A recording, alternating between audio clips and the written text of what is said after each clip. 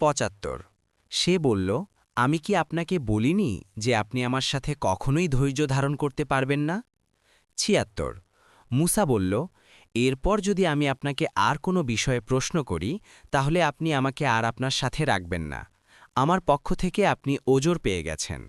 ৭৭ অতঃপর তারা দুজন চলতে শুরু করল।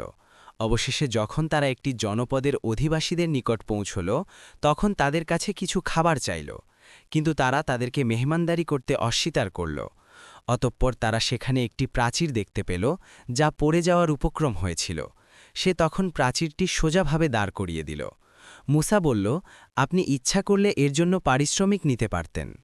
৭৮ সে বলল, এখানেই আমার ও আপনার মধ্যে বিচ্ছেদ। যে বিষয়ে আপনি ধৈর্য ধারণ করতে পারেননি আমি এখন আপনাকে তার ব্যাখ্যা দিচ্ছি। ৭৯ নৌকাটির বিষয় হল তা ছিল কিছু দরিদ্র লোকের যারা সমুদ্রে কাজ করত।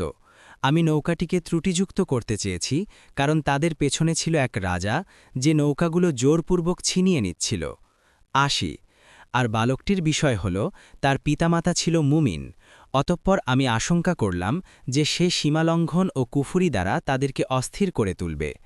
৮১ তাই আমি চাইলাম তাদের রব তাদেরকে তার পরিবর্তে এমন সন্তান দান করবেন যে হবে তার চেয়ে পবিত্রতায় উত্তম এবং দয়ামায়ায় অধিক ঘনিষ্ঠ। ৮২ আর প্রাচীরটির বিষয় হল তা ছিল শহরের দুজন ইয়াতিম বালকের এবং তার নিচে ছিল তাদের গুপ্তধন, আর তাদের পিতা ছিল সৎকর্মপরায়ণ।